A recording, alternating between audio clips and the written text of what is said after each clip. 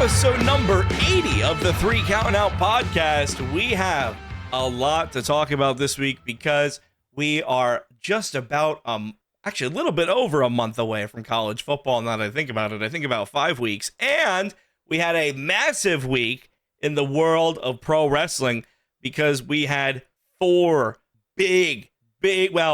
two big time events and 2 other events that WWE really wanted you to think were big time. Joining me this week, as always, we got Jackal Joker and we got Mike.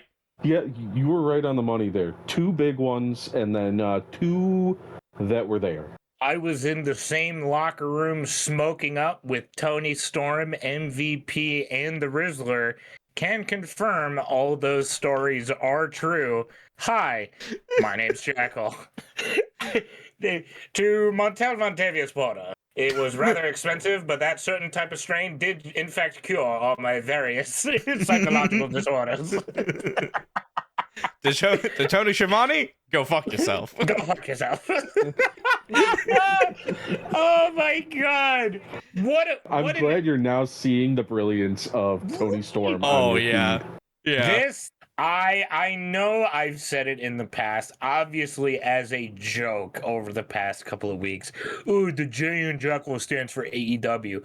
But after Saturday, Era and Mike can attest to it now, I'm legitimately considering watching a significant more amount of AEW than I have in the past. You should. Because holy shit, what a showing from AEW. Good Lord. I know it's their WrestleMania, as a bunch of people in our TikTok comment section were very quick to point out. It should be better because it's their WrestleMania. I get it, I do, but goddamn, granted, Evolution did happen as well, but in my opinion, that was the best. Yeah, that's still the best pay-per-view of 2025 so far. All In was fucking amazing. Yeah, definitely. This weekend is definitely All In coming in at number 1, Evolution number 2, and you could probably Great American Bash over Saturday night's main event. That's probably what I'd do. Oh, not saying much. Choice. Not saying much there. No, yeah, really not saying much at the end of the day. That's a low bar to get over there first, but you just really have to step over it. That's all. Yeah. It exists. Before we get all into the wrestling chitter chatter, I wanted to open it up with football because we ended it with football last week. This week, there is only one very, very bit of news that has come out into the world of American football, albeit very important nonetheless, because it is from a top prospect in the 2025 NFL draft. And it has been reported over the past couple of days, Cleveland Browns running back Quinshon Judkins was arrested and charged with an alleged case of domestic violence in Florida on Saturday, per the Broward County Sheriff's Office. Surprise, surprise, to the absolute surprise of literally nobody, another Ohio State player has been revealed to be a shitty person, allegedly. And of course, well, they can't catch a break for the Browns, huh? No, no, not at all. I feel for Cleveland. Do not feel for an alleged woman beater. Not in the slightest, actually. It's shitty for the woman. It's shitty for everybody involved. I understand that, but it just really sort of sucks, and I think it does add some fire to the flame of the CTE conversation that has been happening over the past couple of seasons with professional and collegiate football, that this brain damage that has been happening to people have been affecting them in certain ways.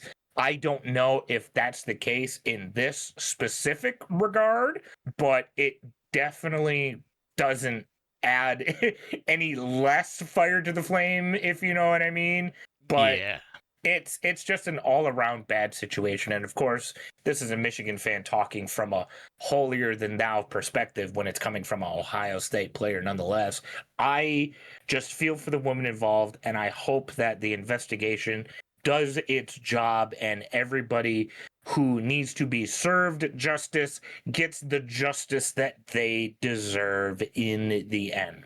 And in a happier note, with the world of football, I hope everybody is enjoying College Football 26, as there's probably not going to be very much gameplay from the 3 Counted Out channel in regards to that game. The most amount that I've no. seen about that game has just been all of the players with like massive dreadlocks and afros just being like, why did they give me the Mormon haircut? What? It's so... Oh, you haven't seen the stiff arm glitch yet? The stiff what? Excuse me? Yeah, go ahead and look up the stiff arm glitch in College Football 26. It's basically you can spam a stiff arm and just fucking truck every single person that runs at your guy the whole time. Like they're fucking toys. Oh yeah, I'm looking at the clip right now. Yeah, he's just bullying. Oh my god, that seems the tiniest bit broken, Mike. I'm not gonna lie to you, brother. Oh my god, yeah. A little bit. Polished game, guys. I think we'll probably all jump back onto the college football bandwagon come 2027, more than likely, because every other year.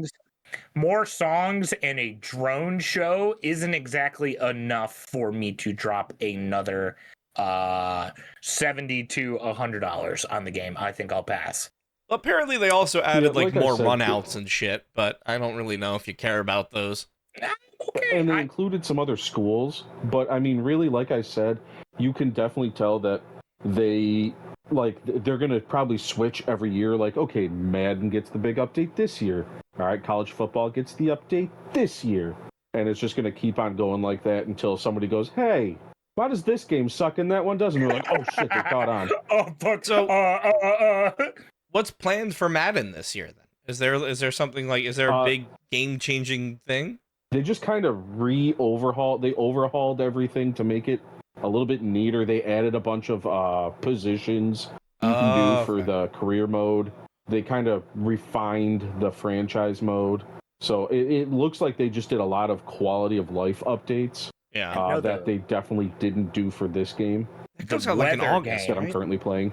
The weather, actually, it should be coming out soon, I think. The weather games, in my opinion at least, have been the one that's the most overhauled, because I think the only way I want to play is in the snow now in the new frickin' Madden game. Good lord. Madden 26 comes out. It comes out in about a month, August 14th. About a month. Yeah, so they made it that if you're playing in like a whiteout, you're playing in a fucking whiteout. Oh, that's so cool. Hell yeah, dude. So they're like, good luck throwing, because you don't know if you're throwing to anybody. About 2 weeks after SummerSlam. And speaking of SummerSlam and the world of wrestling, Jesus Christ, if the 2-hour episode last week wasn't a spoiler alert on how much wrestling we need to talk about this week, that should be news enough, if you know what I mean. Because there were 4 premium live events across 2 different companies that we need to talk about. Yeah, and the first of which was NXT Great American Bash. Well, I guess technically not the first, because NXT Great American Bash and All In were going at the same time. But we'll start with NXT. Just get it out of the way. It wasn't bad, you know. NXT Great American Bash, it was good. It was kind of your standard NXT pay-per-view.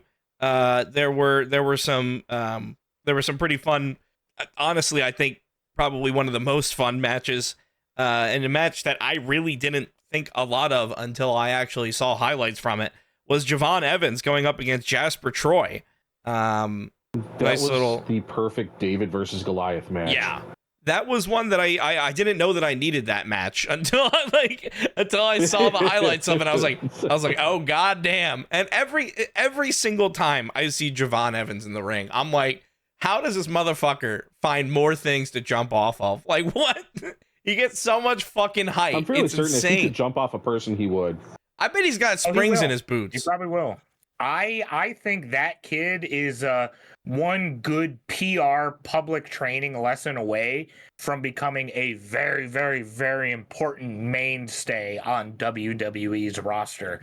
Because all he has to do is just stop talking mad shit to the alleged crack addict Tony Khan, and I think he's good to go. I think WWE wants him to keep doing it. I think WWE wants him to keep shit talking. That too. I don't know. Javon Evans, he's super fucking young too. So yeah, you're right. Like he's in that spot to become a guy in the company, and man, every time he's in that ring, it's like, oh damn. And it was a nice, there wasn't really much on the line here, right? There were no championships or anything like that, but it was a nice match to open up. No, it was just one of those great matches. Yeah, just a classic. Just NXT just giving us a good match, and that's what NXT has always done. So again, good, great way to open. Awesome. Did that kind of match up with what All In was doing at the time? No, we'll talk about that later. Probably not. Probably not. When a nothing match goes up against a match that actually has sustenance behind it, the match with a little shit behind it ends up edging it out in the end. Crazy how that works. Oh, some edging going on. Oh, Nice. There's probably a lot of edging going on this weekend because we saw a lot of Sol Ruka on our screen. Sol Ruka and Zarya had I guess Sol Ruka, it was a singles match, but Zarya was out there. So Sol Ruka and Zarya going up against Izzy Dame for the NXT North American Women's Championship. This Sol Ruka is on a fucking tear, I feel like. Somebody like WWE, I think it was during Evolution, they were just like saying off the lines of like just the stats that she had like of this weekend of like total time in the ring and stuff like that. I should have written it down. I didn't, but it was one of those things where you're just sitting there and you're like, God damn, she's still in developmental. She had a double soul cutter or soul snatcher or whatever she calls it. Snatcher. That shit was wild, dude. That was fucking sick. I personally think she was a very, very, very underrated standout from this weekend. I think she had a great showing both days, and I think she's going to be a very, very welcomed addition to the main roster once she inevitably moves up. I don't think it's going to be happening anytime soon, because I do think there is still a lot of stories and other things for her to have happen to her down in NXT, and this match definitely shows that she has the in-ring abilities to keep up with literally anybody and everybody. And I personally think that I would eventually like to see a Blake Monroe versus Sol Ruka story sometime in the near future. Only if it's full of sexual innuendos. Yeah, if Blake Monroe is involved, it will be. It will be. Good God, man. God damn, that's some good TV. Such good shit. I mean, like Sol Ruka is part of one of the like NXT. The NXT women's division is legitimately, I think, probably one of the best women's divisions. You can put it right up there with AEW. Definitely above the main roster women's division. It's one of those things where you're like, you see talent like that and you're like, damn, I want them on the main roster, but also like, I want Sol Ruka to stay in NXT. And she still has a lot to do there, so I think because you don't want her to get nerfed. Yeah. Go sitting catering for 3 weeks and then you just get the U.S. Championship thrown on your lap like Julia. Fuck. Wow. Oh, fake laugh hiding real pain. God damn, that statement was fucking truth bomb. Good Lord. Ow. Anyways, I gotta patch up my kidney real quick. Anyways, NXT ran running side by side with AEW. I don't really think any of these matches made Tony Khan shit himself, except for this one, because 2 of AEW's stars have gone over to Yeah. What? We got an AEW match while an AEW show was going on a different channel. I mean, Amazing. essentially, man. Listen, it was Falls Wow, how Count that Anywhere, no DQ. It was indie shit. Ethan Page, your North American NXT North American Men's Champion, defeating Ricky Saints. I don't know why they changed his name. It's okay. That's dumb. It's okay. But yeah, it was. I mean, this was Because New Orleans, duh. right. Yeah, yeah. Hurricane Eileen or Tortilla or something like that. Hurricane Tortilla.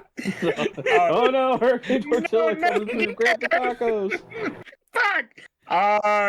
And the ever coveted Jackal opinion, best match of Great American Bash by far. Oh yeah. I loved it. Yeah. I'm very excited to see both these guys in the main roster. Again, I don't need to see them just yet on the main roster.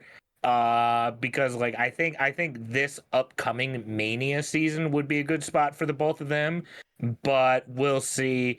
I'm happy with the outcome. I'm happy with the match. It was very, very good, making this signing from the both of these men extremely worth it.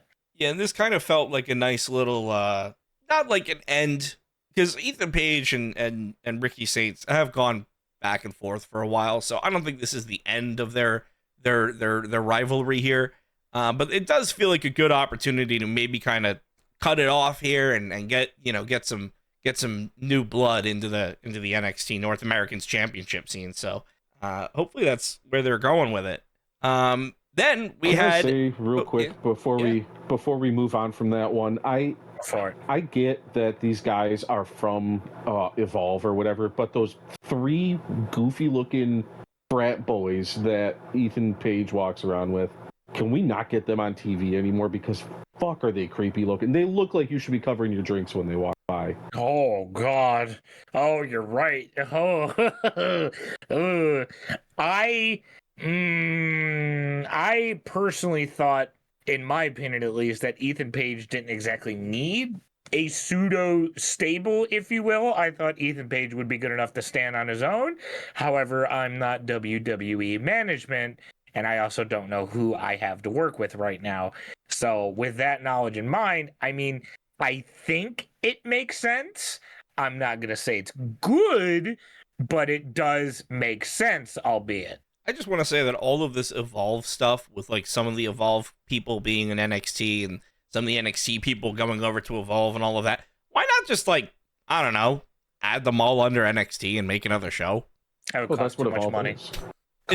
Cost too much money. They got to dig themselves out of the UFC hole. Well, they made it basically an entire another fucking series. Yeah. Well, duh. Like, That's basically they were like, look, this is basically NXT's proving ground, and it's like, well, wait, wasn't NXT supposed to be like the training for everybody else? And they're like, now we have training for training. Evolve is basically like fucking high school sports. That's true. Kind of. That's true. Yeah. And then you also add LFG into the mix too, and it makes it even more confusing. That's elementary school. That's elementary school. And also, Bubba Ray and The Undertaker are also paying for half of it too, nonetheless. Absolutely. To prove like what they think of LFG, first they had two people win that nobody even knew who they were. Mm-hmm. Then they used the male winner to attack Obafemi in a pretty convincing fashion, where I was like, you got my attention.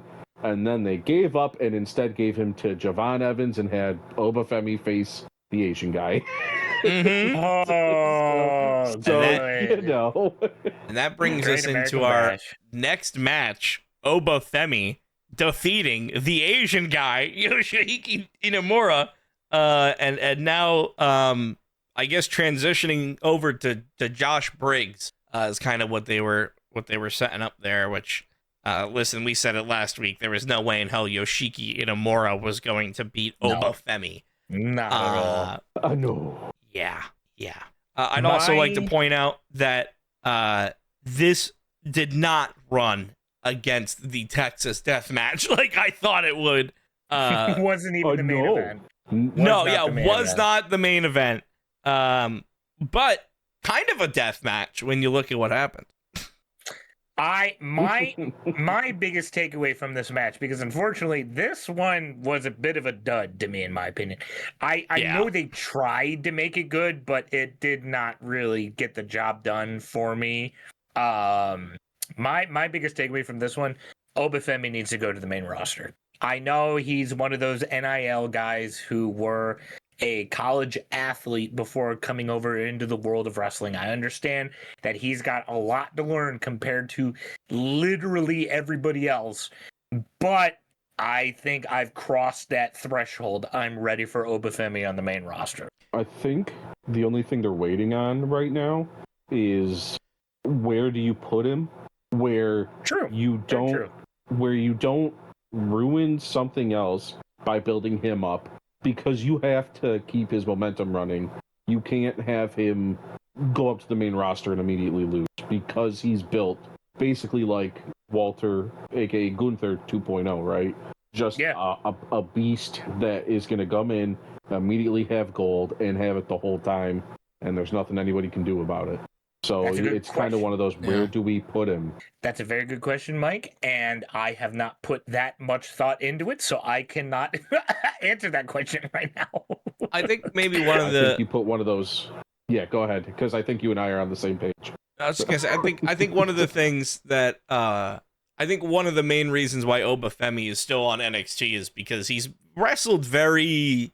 Not easy matches, but he's wrestled very like safe matches where he's in his style and he's doing what he can do. He's not really like trying to, he's not challenging himself a lot, like it's not a lot of stuff where it's like, he's not like thinking outside of the box with a lot of things. Like it's an Obafemi match. You know what you're going to get, which, I mean, that's not a bad thing. You know that you're going to get a very fun match to watch, right? Like, you know that Obafemi is going to just rip through whoever's in front of him. But I think maybe some of that limitation may still also be why he's on NXT. That is a significant more amount of thought than I have ever put into it. Mike, your turn. I was going to say, I will say that while I guess that's true, they have put him in basically primetime situations like with Moose. It's facing true. Him all of a sudden, and they threw him up on the stage to see if he could go, and they found out, yeah, he can, and he does. And it's just a matter of them utilizing that in the right way on the main roster. And I think if you're going to do that, you would have to put, like they did with Gunther, one of the mid-card titles on him first and just let him run that shit for a while. Because otherwise, you put him in the main event and you're going to fuck up a storyline. So that means he would either have to kill, hopefully getting involved with AAA bound Dirty Dom, or the motherfucking Tongans Solo Sikoa, which I don't see happening at the moment. So I guess, you know what? No. I rescind my statement. But I don't rescind my statement for the main event. Yeah, because, you're talking about people being underutilized or utilized properly. Somebody who has, in my opinion, not been utilized properly since she's been in NXT, because she was relegated to a tag team match. Jordynne Grace and Blake Monroe going up against Fatal Influence, JC Jane and Fallon Henley.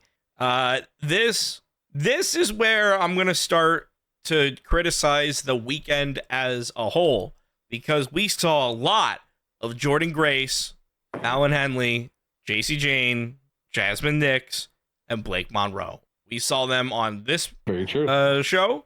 We saw them on Evolution. And I feel like not a lot happened in the grand scheme of things. I mean, like, there was obviously big moments between Blake and Jordynne Grace. But I feel like at Evolution, yes. Not a Great American Bash. Yeah, Great American Bash was very much standard. This felt like a very safe and standard tag team match, which makes sense because they knew that they had quite the weekend ahead of them. But I don't know. I feel like this entire, honestly, the entire Jordynne Grace, Blake Monroe, JC Jane, all of that could have just been done on regular NXT TV. And I feel like, Jordynne Grace is one of those people that she had a lot of opportunities when she was with TNA, right? Like coming into the Rumbles and and doing all of that. And then she it was feels holding like, that belt a lot. yeah. And then it feels like WWE signed her and they went, well, we have her now. That's great. And, you know, it's like, okay, what has she done in NXT? Really kind of nothing. So, and this match, especially this weekend, kind of felt like I guess it was a literal passing of the belt between Jordan Grace and Blake Monroe. But this tag team match, it was the main event. It was entertaining. It was good, right? Like these are Jordan Grace and Blake Monroe have more than enough experience to carry anybody through a match. So I mean, it was good to watch, but at the end of the day, kind of a weird main event. My first thing is that it's very weird to me knowing that the Hollywood ending was less than 4 months ago, 3 months ago, 5 months ago. That sort of it was less than 6 months ago. The literal Hollywood ending of seeing the violent lesbian have the finish to the violent lesbian story. And now you turn the tide to this, where it's a bog standard nothing tag team match, where it's just, yep, I'm here. Enjoy my character and my work and me. God bless. I mean, I know in WWE lore it makes sense, but from a wrestling fan's perspective, it's a bit weird. And I think weird is the best word for it at the moment. I didn't mind it. It didn't exactly make me happy, per se, because I think that came 24 hours later at Evolution. But it was nice to get the not porn star Blake Monroe involved. It sucks knowing that they brought Jordan Grace to NXT just to get overshadowed by literally everyone else. Mm-hmm. I hope that Jordan Grace has some good things happen to her in the future. I love Jordan Grace. She's an excellent human being. We will see what comes with it in the future. I am very, very, very, very, very excited for it. I don't think my headcanon of Jordan Grace versus Blake Monroe for NXT Stand and Deliver Vegas 2 is going to happen at this point, but that's another conversation, gentlemen. All right, I guess we're moving on then. So we can after Great American, well, I guess during Great American Bash, AEW was running the show of the weekend, because I mean, like, this is the show that won, and we're not even going to talk about the pre-show stuff because there was a lot on this card. Thank God. There was a fuck ton on this card because this pay-per-view started at 3, all in started at 3, and it went until fucking 8 o'clock at night. So I think it went till 9, didn't it? Did it? Sure. Yeah, maybe. It was 6 hours. Oh yeah, it was 6 hours. Yep, yeah, you're right. Yeah, it went till 9. So we have a lot to go over. For those of you on TikTok, I'll say this. Hi, my name's Jekyll. I'm the ugly white guy posting TikToks to the 3 Counting Out page. Shout out to all of the new follows coming onto the channel. I appreciate each and every single one of you. I fucking hate the Costco guys with every fiber of my being. If we're not going to talk about the pre-show, I'll say this. If you are going to have a celebrity influencer involvement, having them on the pre-show is the right way to do it. It was a fun fucking nothing match. I hate living in a world where the Costco guys have fucking demolished Roppongi Vice, but that's a me issue. That's not a you issue. I do need a tissue. I enjoy the fact that AEW at very least has the wherewithal to say, yeah, they need to stay on the pre-show and the pre-show alone, not on the main fucking card. We just get people involved on our YouTube channel and maybe convince them to buy the pay-per-view, and that's it. Anyways, back to the main card. Yeah, you know, I'm going to be bringing the boom to MetLife Stadium when I see Jelly Roll, who I didn't even know who he was until a couple weeks ago. Oh, wait, has see that in person. He lost weight, so didn't you guys say you were calling him Donut Hole now? Donut Hole. Oh, yeah, right. Donut Hole. Yeah, I'm gonna blow my brains out when I see Donut Hole. But, you know, we talk about the same match. Don't forget that. Yeah, that's your SummerSlam what a treat. card, big Yeah, dog. that's the only confirmed match right now. hey, I'm letting you know right now. Two nights, and that's on one of them. That's my piss break. I'm letting you know right now. That's my piss break. I don't give a fuck. You put Donut Hole and Logan Paul in the ring at the same time? No, fuck that. I'm out. For context, RV1 will be seeing SummerSlam live and in color this year. Yeah, I'll be there. I'll be there in MetLife. But before we get into SummerSlam, we have to talk about All In, because All In opened up with a trios match for the AEW World Trios Champions, the Ops, Katsuyori Shibata, Powerhouse Hobbs, and Samoa Joe, going up against the Death Riders, Claudio Castagnoli, Wheeler Yuta, and Gabe Kidd, who had came over about a month ago now, a couple weeks ago, somewhere around that time frame. Yeah, and they've been using him real sporadically. Yeah, he's the mercenary Gabe Kidd. Technically not a part of the Death Riders, but is a good friend of Jon Moxley. It was a good match. Yeah. Yep. Yeah, go ahead. Yeah. I just want to say, as someone who has not been able to actually sit down and watch anything Gabe Kidd related, that motherfucker is scary. Oh yeah. I see what you mean now. That dude is an angry individual, because he just didn't do anything except beat the absolute piss out of the Ops. And when I say the piss, he beat him the fuck up, dude. Yeah, well, I mean, Samoa Joe stretchered out. We saw 2 stretchers, both by the Death Riders.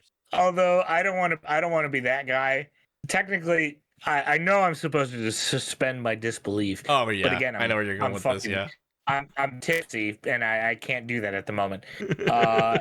The way that they stomped the chair around Joe's neck literally wouldn't really do anything whatsoever. Just hits the back. Jackal, he's dead now. Just stomps the back. And his neck is broken in pieces. I'm sorry. They him and broke Will Ospreay. Joe's neck, I mean.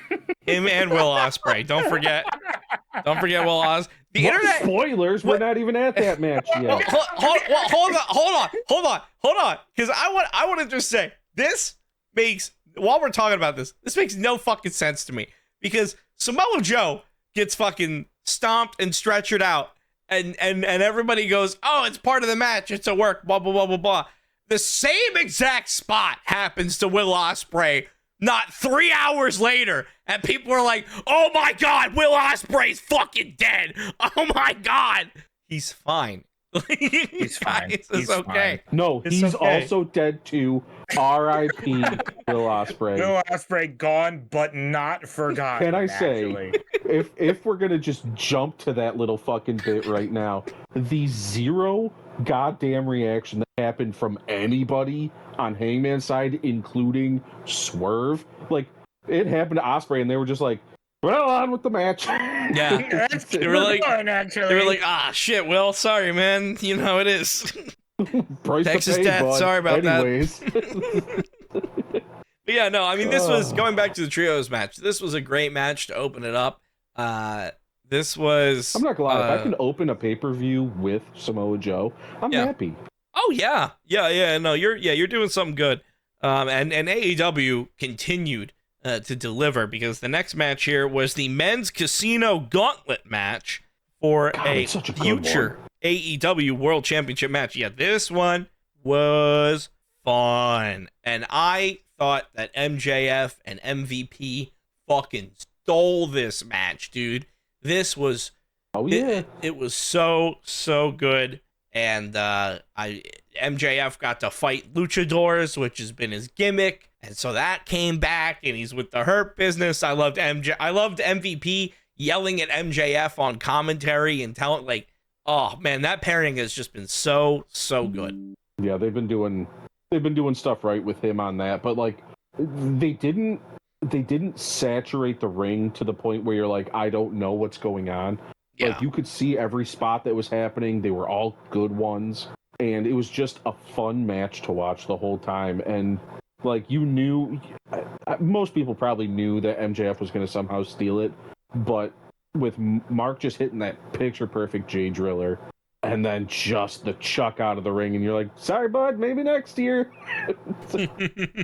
MJF is a dirty, rotten bastard, but he's so good at it. Yeah, and I think definitely, the Casino Gauntlet, it's fucking random when people are coming in, which, I mean, obviously is just Tony Khan waiting for the spot to be done. And so, like, that's helping with the pacing so much. Rather, like the Royal Rumble, it's not that it's badly paced out. It's just you get to a point where there's so many people in the ring. With this, it's like, no, let's take our time. Let's let it breathe. And it's a match that AEW has always done well. Fun fact, the only guy that was confirmed for this match at the time of recording last week's podcast was the one that won it. Not true. Never mind. My fact is already incorrect. We knew MJF. We knew MJF. We knew Mystico, and we knew Mark Briscoe. We knew 3 people. I forgot about the other two. Damn it. We made picks on it. I forgot that the women's ones were the only one that only had like 1 or 2 people confirmed. How could you forget about Mystico, Jackal? Come on. Very easily, actually. Man, well, hey, don't worry. So did Arlington. Did you hear how quiet they were when he came out? Because Mystico's gimmick is that people are singing his song, right? Like that's the whole thing. That did not happen. Yeah, well, it turns out people in Texas probably not really a big fan of Mexicans right now. Without going too much into it, with all things considered, I don't find that too hard to believe. No. Again, we'll save the details for 3 Counted Out Podcast After Dark. Yeah, that's when we don't give a shit anymore. That's when we get into politics. That's when we let Jackal really drink. Well, Jackal's drinking this week. Tony Khan was probably driven to drink as well because, unfortunately for him, Adam Cole is injured. To nobody. Well, yeah. I mean, listen. I just want to say, I know I shit talked Adam Cole last week, but the details of this injury do not look good. So I hope Adam Cole gets well soon. However, go ahead. I was gonna say because I was just gonna call somebody online an idiot. That's fair. I was going to say that so AEW has been a little bit secretive about this actual injury, which leads everybody to believe that it is real. AEW, on commentary, they said that he was hurt during his match with Kyle Fletcher, but they didn't really give any more they didn't really give any more details. So people obviously went back and watched this match. You can 100% tell when Adam Cole got hurt because Kyle Fletcher went to give Adam Cole a power bomb to the apron where you're supposed to usually, land on your shoulder blades. One problem with that, Adam Cole, a little bit shorter than the average pro wrestler that Kyle Fletcher's used to. And Kyle Fletcher fucking spiked him on his head onto the side of the ring. So if you want to know what injury took Adam Cole out, it's getting power bombed and his head hitting the apron. All right, here we go. The idiot that said, well, it's probably just a concussion. He's not going to be out 4 to 5 months just from a fucking concussion, you goddamn moron. That's not how concussions work. He probably, like we were talking about during when he was announcing everything, in the fact that Roddy was crying, it's probably neck or back, or something worse, like, genetics-wise. He might, for all we know, he could have some fun stuff that Roman Reigns has, or something like that. We don't know. Sorry, I shouldn't laugh at that, but fucking... I'm not talking about being a Samoan, Jackal. Oh, sorry.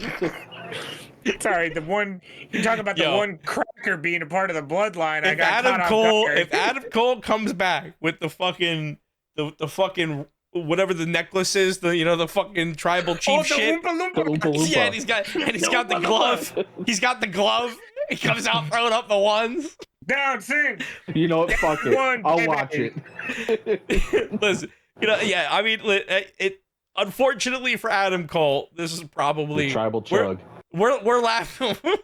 we're laughing about this just to add some comedy to the situation. But Unfortunately for it Adam sucked. Cole, he It's may. the mask of pain. Yeah. Listen, again- he was talking about possible retirement. That's Well, and the. again, you could see how severe it was. Like, he's getting ready to do the boom, and Roddy's in the corner fucking weeping Yeah. after taking the pin the match before. So, like, it went from, like, okay, this might be just, something that he can come back from to, oh shit, this is real.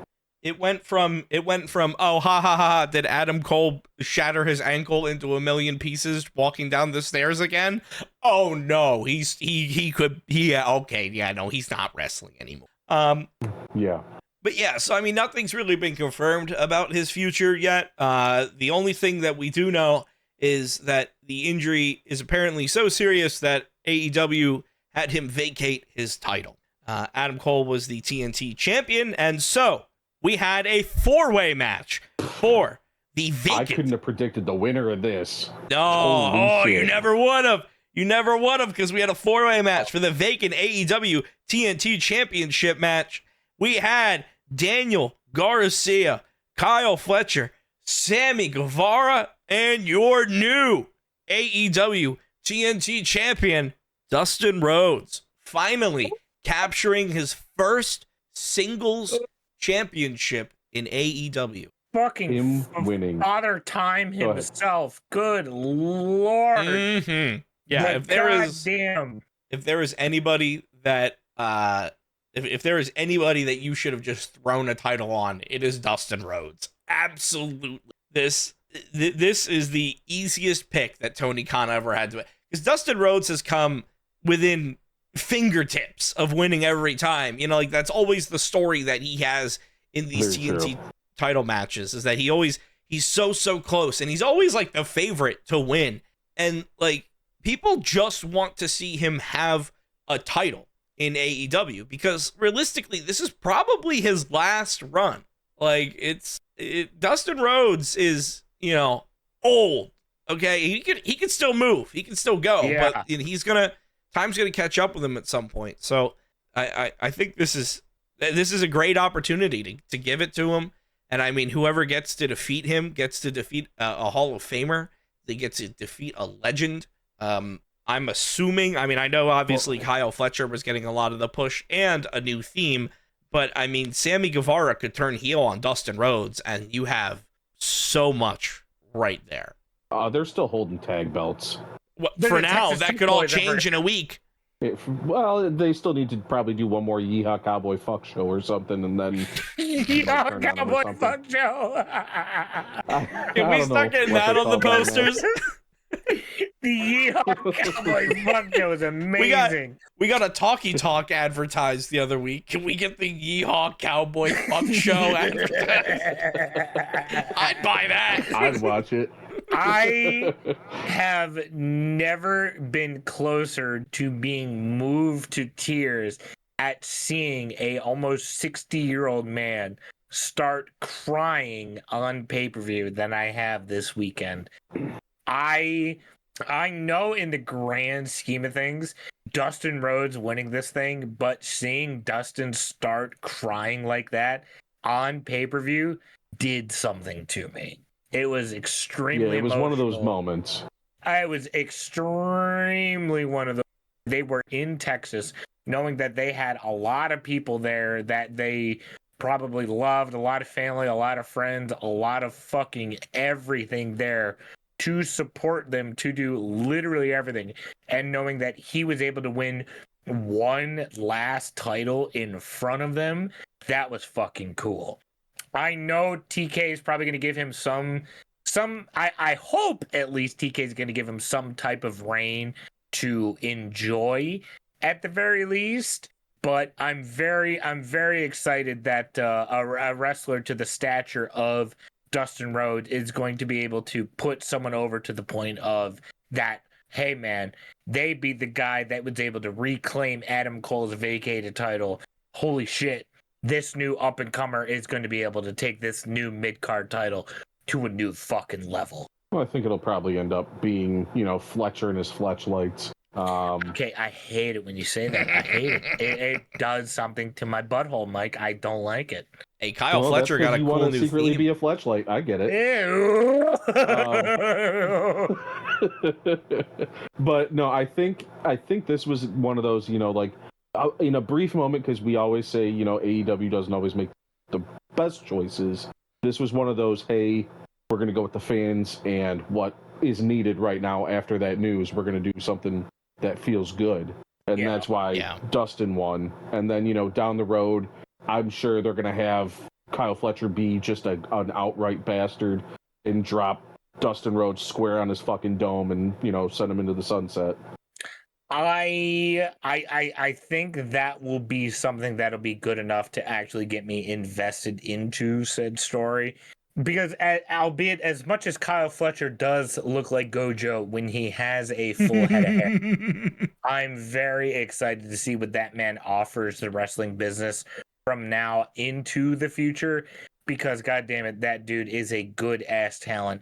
And as heartwarming as a story as Dustin Rhodes is, he is very, very, very old. Yeah. Well, and you were talking about full heads of hair. You know what the next match had? Oh, no hair. No, all of it. Oh, there was a lot of there was hair. Got my hair all mixed up. And a bunch of amazing fucking entrances. Which match are you thinking of, Mike? Isn't the Swerve Osprey versus Young Bucks match next? Oh yeah. I mean, there were listen. There was one good entrance and then two all right entrants. One was a cash Swerve's grab. Was good. Yeah, Swerve's was great. Osprey's was a cash grab for Assassin's Creed. Was pretty good. The only reason why Osprey got the Assassin's Creed one. The only reason why Osprey got Assassin's Creed is because no one's fucking playing Assassin's Creed Shadow, and they're desperately trying to appeal to people. No one's playing Assassin's Creed in the year of our Lord 2025. It ain't 2013 anymore, you fucking assholes. Jesus. Well, they do it because listen, he did it because Will Ospreay went, hey, I like Assassin's Creed, and he's like, well, if you like it, I'll give you all the money for it. That's fine. I like fucking Assassin's Creed, I do, even though nobody fucking relevant is playing the game in 13 fucking years, mate. And then the third entrance there is a 45-minute Young Bucks entrance. Hold on, I want to call somebody out real quick. Oh boy. Trying to talk trash about Assassin's Creed, even though Era streamed playing Assassin's Creed. Yeah. Hey, Mike. You know what game I didn't fucking finish? Assassin's Creed Shadows. You know why? Because it sucked ass. You know what you still played and streamed to make money on? Assassin's Creed, motherfucker. You know what I didn't make any money on? Assassin's Creed. Hey, you still streamed it. It ain't 2013 anymore. It's fucking dead. It's done. I gave it 3 hours of my time, and then I'm fucking done with it. Yeah, then we had a 45-minute Young Bucks entrance. Fucking coming in on the. Hey, they had a neat ship. It took so long to get to the ring. I'm so sorry. It took so fucking long. Everybody needs an Undertaker entrance every now and then. Oh my god, it took so long. I was so ready for this match to happen, and then I fell asleep during Matt and Nick's entrance. Jesus Christ, I woke up halfway through the match. Well, that's because you're a grandpa. This match was incredible. Because of course it was. Can we get 2019 Young Bucks back, please? Because when the Young Bucks wrestle, holy shit, man. When they actually care, you mean? Yeah, when they give a shit, it's crazy. Yeah, it really is. Go ahead. I know a bunch of people on TikTok are ribbing him for the spot of the reversed, super kicks and reversed Canadian destroyers and all that and this, that, and the third. And her average AEW match live and in concert. But dog, turn your fucking brain off and enjoy it for 2 seconds. Please, because it's so fucking entertaining. If someone were to ask me, sit me down and say, hey, would you rather Goldberg versus Gunther or the Young Bucks versus Will Ospreay and Swerve Strickland, I'm picking the Young Bucks versus Will Ospreay and Swerve Strickland 10 times out of 10. Every single time. Again, apologies. Jackal has had about 18 drinks. My bad. And, when people pull those kind of clips and they're like, oh, look at all this shit, blah, blah, blah, blah, blah. Listen, there were a lot of dumb spots this weekend. And the dumb spots. Brands. Well, that's what I'm saying. That's what I'm saying. Because the dumb spots that stick out in my head happened in Evolution. There was a bunch of flippy shit, and you can say what you want to say about AEW and their use of flippy shit. It is fucking entertaining. I don't care. Oh yeah, it is. If AEW has people that wrestle like that, and they have people that wrestle like Daniel Garcia, and they have like technicians. Yeah, I would say that in a good way. Yeah. Yeah, like they have so much depth on their roster, and they have so much depth with the characters that they have and the different styles that you'll see. And even the dudes that do flippy shit, you have different styles of flippy shit, right? Like you have your luchadors and you have like your Jeff Hardy wannabes. Like AEW is just that place where things are just it's just gonna be crazy, and you're just gonna have to accept that. And honestly, I'm not even gonna say that AEW had a lack of story, because there was so much story going on in this match between Swerve Strickland and Will Ospreay, between the Young Bucks. Prince Nana had a bunch of spots this weekend, and because of this match, because of the outcome, the Young Bucks are no longer executive vice presidents of AEW. I assume that's effective immediately. Luckily, AEW is not a publicly traded company, so they don't have to worry about wrestling stipulations affecting their real business. But if this were real life, that would be a really bad sign for your company, your EVP stepping down. But maybe it's a good thing since it's the Young Bucks. I don't know. It's just one of those fun things. I thoroughly enjoyed this match. I'm curious to see how the story goes, what the Young Bucks do with their now reform the EVP positions. I hope Will Ospreay's donut consumption increases tenfold on national television now. And I'm very, very, very, very excited to see where the story goes. They still hit the EVP trigger, though. Still calling it that. They did, yeah. Even later in the show, I was like, really? Yep. We're still gonna stick with that? Well, Excalibur was like, the used to be EVP trigger. And I was like, nah, it just doesn't work, man. That just doesn't work.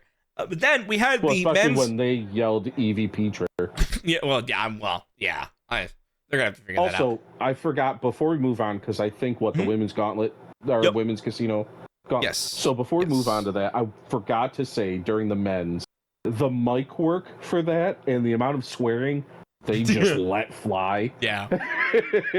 yeah. Because we had Anthony Bowen say, suck my fucking, and then he got hit. They probably were supposed to say it beforehand. We had MJF say, oh shit, again, like 4 times. We had a bunch of people tell each other to go fuck themselves. Oh, just iconic. That is AEW. AEW has always had directional mics on their like, not handheld cameras, but the ones that are on the shoulders, like the actual cameras, not hard cam. And those mics always pick shit up. Yeah, I love MJF yelling. He's done that like 5 or 6 times now, and every time it's fucking funny. I think he did it during Grand Slam Mexico. He was yelling like, what the fuck? Like, yes, he was getting flipped and shit. But so we had the men's gauntlet earlier in the night, and then after the Young Bucks and their 45-minute entrance, we had the women's casino gauntlet match for a future AEW Women's World Championship match. And the Ring of Honor Forever Champ Athena is now next in line for a shot at the AEW Women's World Championship. I like that. Yeah. Like it a lot. This, to me, felt like a great opportunity for them to pivot when Blake Monroe went to NXT. I don't think if Mariah May were still around, I don't think Athena would have won this gauntlet. But I am extremely excited that she did.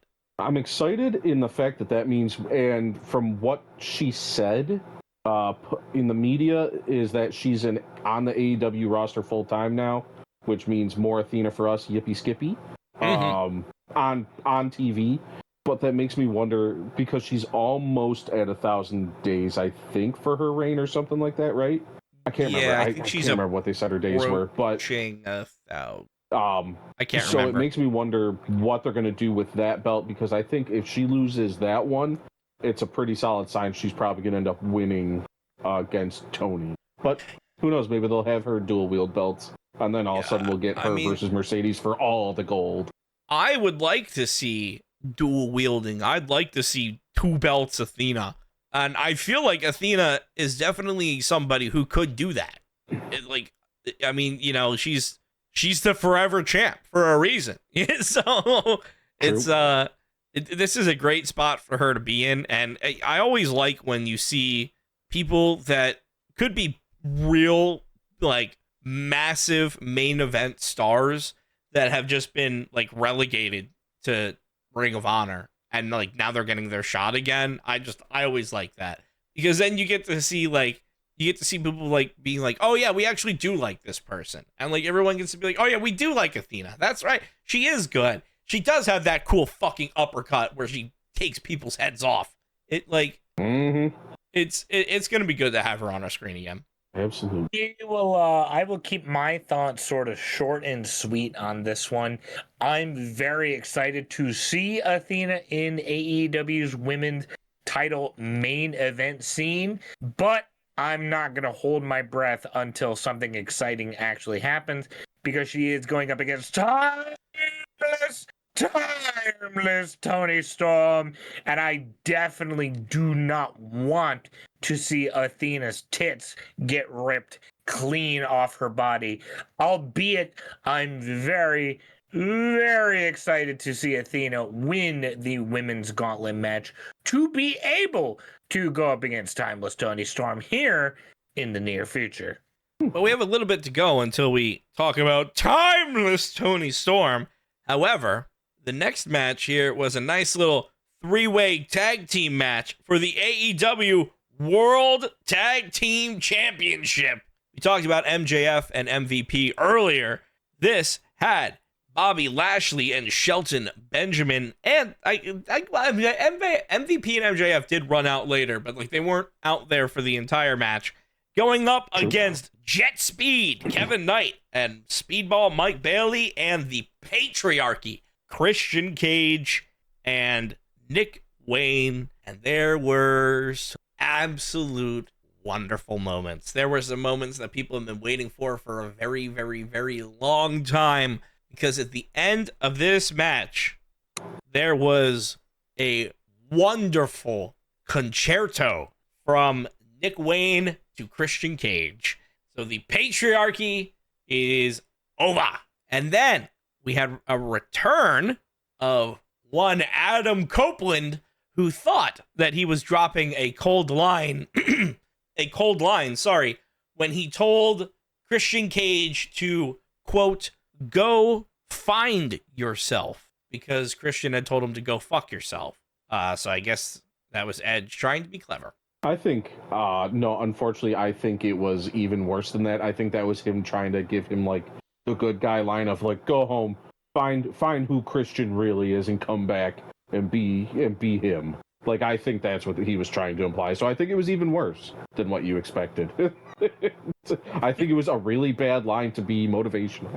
This match definitely, it was very good. But as soon as every single person involved turned on Christian Cage inside of the match, I kind of had this sinking gut feeling that Cope was about to come down to the ring, albeit not exactly a bad thing on paper. It's just, I guess I'm kind of annoyed that I knew, not necessarily that I knew, more or less I could feel that the return was coming. And I do enjoy the fact that Mike was perfectly right, 1-to-1. I believe also Era was right as well. I think the only one not right here was me. That Edge and both Christian are going to be teaming back up again once and for all.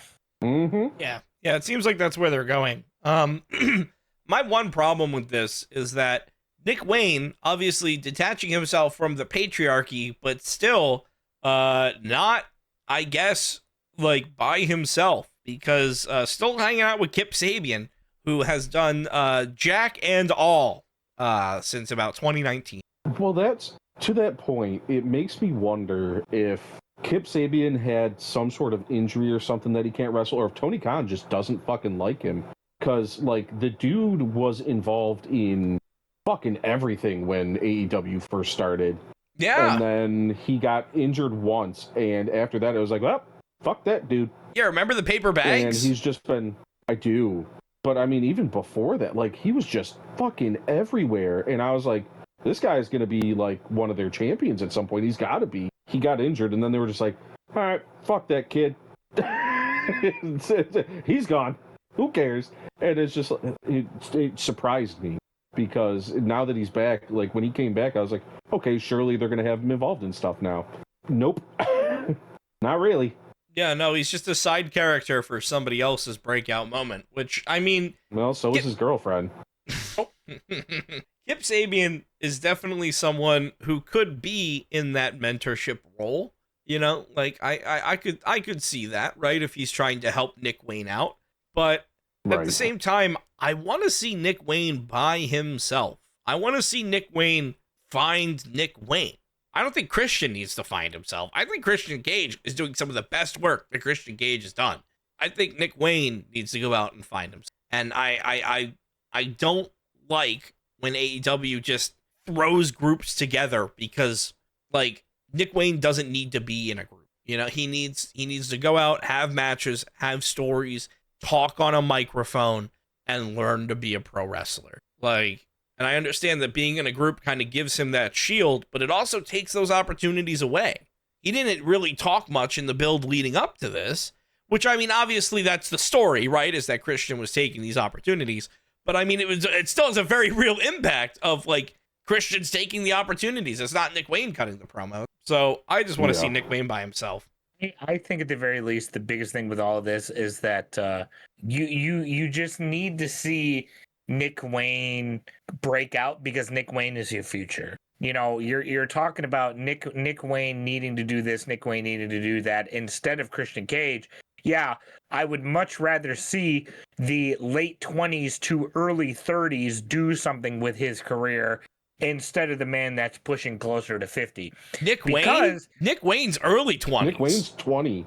He's 20. Yeah, Nick Wayne. He's only 20. No, yeah, Nick Wayne is young as fuck. Yeah, no, he started in AEW when he was 18. His dad was a big indie wrestler. Yeah.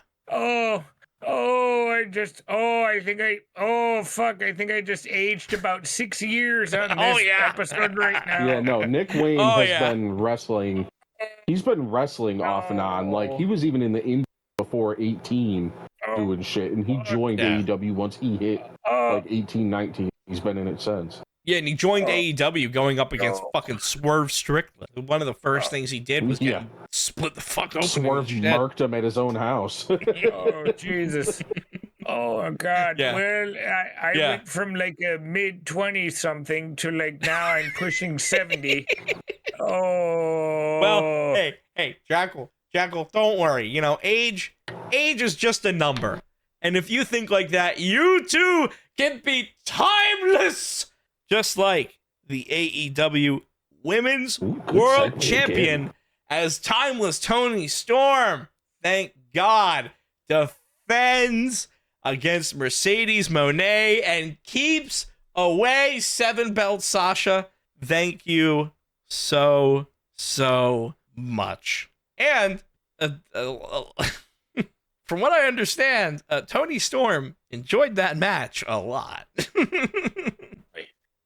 Boy, making out with all 4 of Sasha's lips, with all 4 of Mercedes Money's lips throughout the duration of said match. Not anything that I expected. But boy, oh boy, me and wrestling fans our globe definitely enjoyed once everything was said and done. Very true.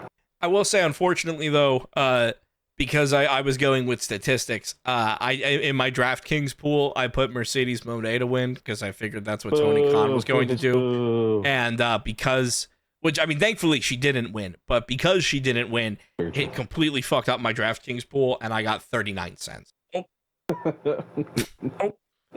could have gotten $20. I could have gotten like $20 if she had won, but you know, doesn't make a little cash. But you didn't. But you didn't. It's like one of those ones where we unfortunately willingly put money onto Ohio State. It's like, listen, I won less money, sometimes but Satan didn't win. Sometimes you still want to feel good, even if you're losing in the end. You know what I mean? It's my life.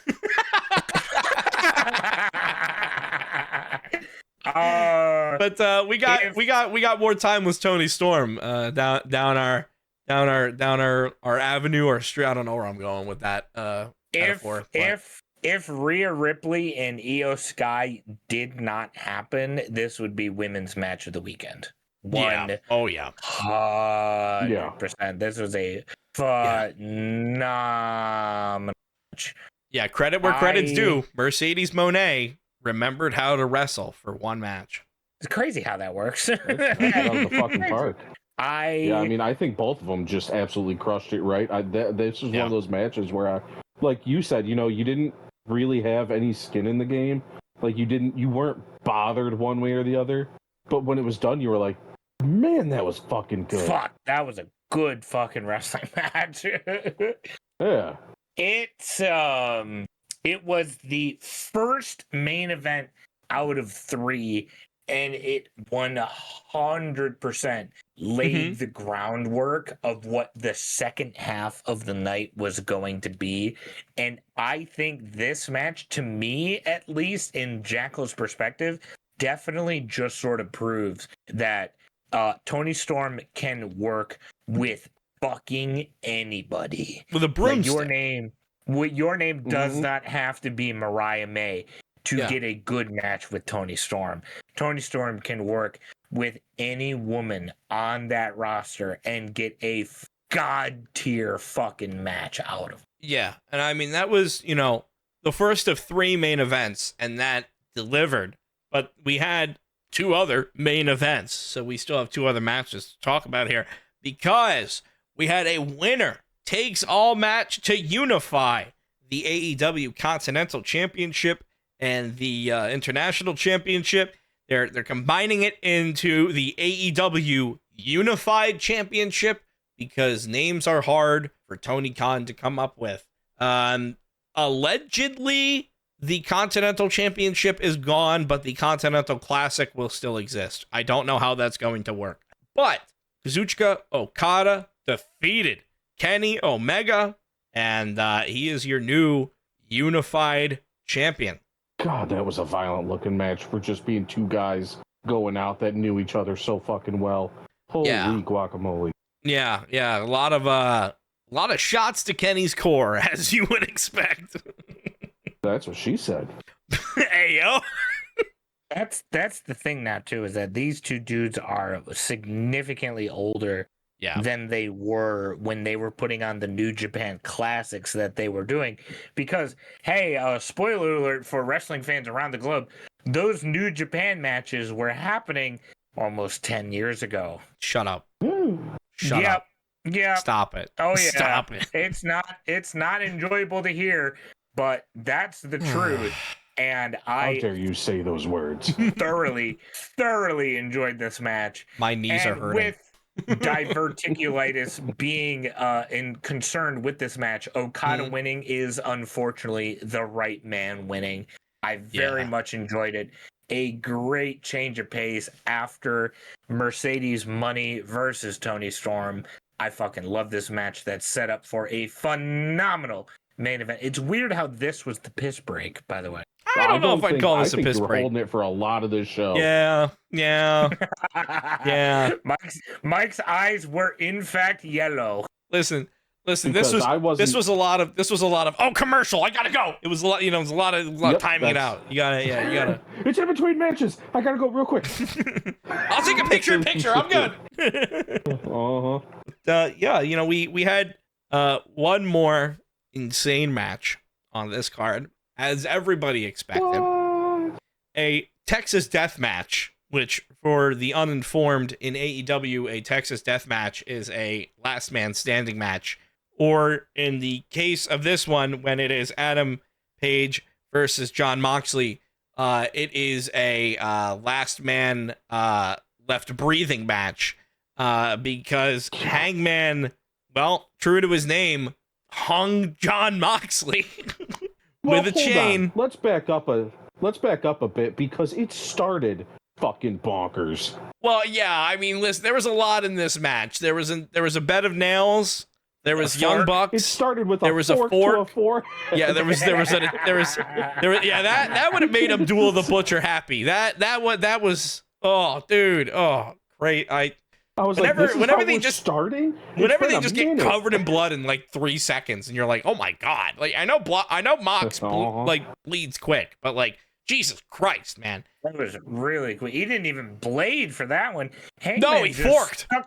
Yeah, he did fork for that one. That was forking awesome. It was. Good Lord. Hangman had some violence, some vinegar, some anger behind those. I feel years of my life being taken off me saying this. Behind those fork shots. Good God, man. You actively watch the blood pool on Moxley's forehead as Hangman was driving the into his skull. Good Lord. Yeah, well, I mean, I know it is kind of cutting to the chase here, but the ending shot of the night, I don't know if you guys saw that, but it was Moxley laying on ringside in a pool of his own blood, and it was just like, oh my fucking God. Like, it looked like that man got murdered. But, I mean, this match was insane. That's why it looked like it. Because, I mean, there wasn't just forks. There was barbed wire. There was glass. Which, I mean, there was everything basically short of fucking fire. And we were talking about it in the group chat. I don't know the laws. They're probably just legally not allowed to do fire in Texas. Because, like, that's a rule here in Pennsylvania. That, like, indie shows still do fire. But, like, technically you would get in trouble for it. So can't forget Darby Allin being suspended from the ceiling like fucking the fucking SpongeBob from the fucking promo from the top of the world. Motherfucker's on the top of Mount Everest, and he's like, "Let me take out my phone and cut a fucking promo." And then he descends. Kill Jon Moxley real quick. Yeah, then he descends from the fucking rafters from insanely high up, mind you. He looked like a little ant coming down. Very high. Yeah, that was. And let's also talk about the fact that he descended from the rafters like Sting after a casual Bryan Danielson coming in and hitting the knee. Oh yeah, that's right. That's right. The most random thing of this match, I completely fucking forgot. He just got in and got out. Yeah, and not only did he get in and get out, but he was wearing a fucking like a luchador mask, wearing like a what? Yeah. Was that the Blue Demon or something? What the fuck was that? No, it's from his idol. I can't remember Blue Panther? the luchador's name now. Oh, that was Americano. Yeah, Ludwig Kaiser. But yeah, no, I mean, this was I'm pretty sure last week I said that this was going to be like the Avengers running in to take out the Death Riders. And I mean, it really felt like the Avengers running in to take out the Death Riders. Pretty fucking close. I just loved everything about this match. Legitimately. Like, it was so fun to watch. It was bloody and it was uncomfortable, but like, you felt at the end of the night, like when Hangman was going to open that briefcase. I mean, obviously he kind of got a little jammed up there trying to open it, but eventually he got there. And he, like, when he lifted that belt out, I put it in the group chat, but like, credit to AEW, when you don't see their championship for like 270 something days, god damn, do you forget how good that belt looks. Like, we got the fact that it still had place on it.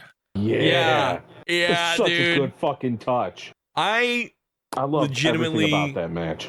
I love that they legitimately had that fucking title in there for the entire time. I 100%. I believe with every fiber of my being that AEW championship was in that briefcase the entire time, and I love that little.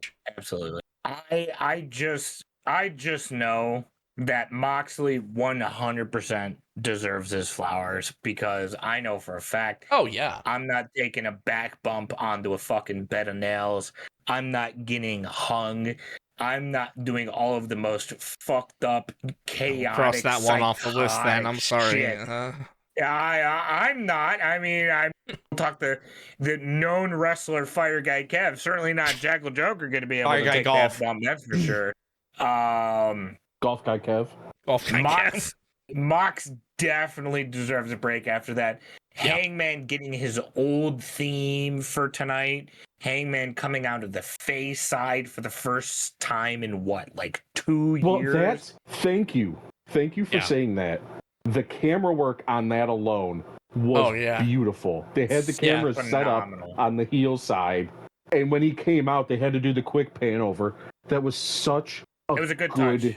Moment. It was a very good touch. Because it's one of those, like, you know, AEW criticized for not storytelling, and they did it in one shot. Yep. Right there. And it was fucking perfect. Everybody was saying, oh, the camera work sucks. Why did the camera guy pan over like that? Did he fuck up? No!